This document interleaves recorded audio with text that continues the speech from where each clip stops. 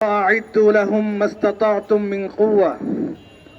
প্রিয় তৌহিদি জনতা, আমরা জুলাইয়ের 24 গণঅভ্যুত্থানের পরে কখনো কল্পনা করতে পারি নাই আমাদের বিশ্ববিদ্যালয়গুলো থেকে বারবার কোরআন বিরোধী কাজকর্ম করা হবে।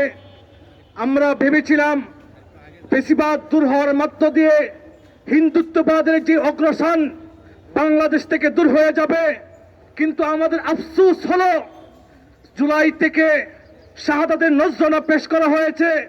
মাদ্রাসার শিক্ষার্থীরা 180-র উপরে শাহাদাতের নজরানা পেশ করা সত্ত্বেও এখন পর্যন্ত মাদ্রাসার শিক্ষার্থী নারীরা হিন্দুত্ববাদের অগ্রসরে ধর্ষণের শিকার হচ্ছে। 16 কোটি জনতা চুপ কেন থাকবে?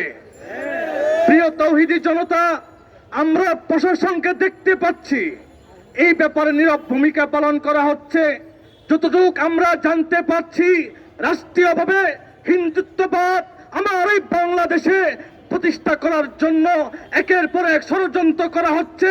আল্লাহর কসম করে বলি, আল্লাহর কসম করে বলি, রক্তে যতটুক পর্যন্ত আমাদের দেহের মধ্যে ঈমান রয়েছে, যতক্ষণ পর্যন্ত আমাদের হৃদয়ের মধ্যে আল্লাহ এবং তার দ্বীনের জিম্মাদারি আঁকড়ে ধরবো, ততদিন পর্যন্ত আমার এই জমিন হিন্দুত্ববাদের হাতে আমরা ছেড়ে দিব না ইনশাআল্লাহ।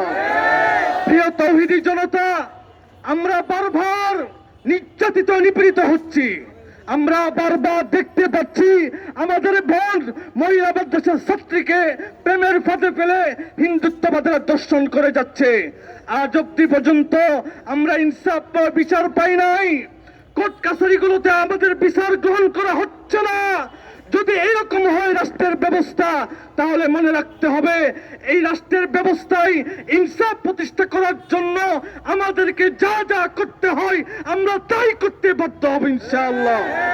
মুহতারাম হাজিরিন, সর্বশেষ কথা হলো, এই দেশের জনতা যখন নিজেদের দিন প্রতিষ্ঠা করার জন্য, ইনসাফ প্রতিষ্ঠা করার জন্য, ন্যায়ের জন্য রাজপথে নেমে আসবে, তখন কিন্তু সমস্ত ষড়যন্ত্রকারীরা, তাদেরকে যারা সহায়তা করবে, তারা কেউ পার পাবে না ইনশাআল্লাহ।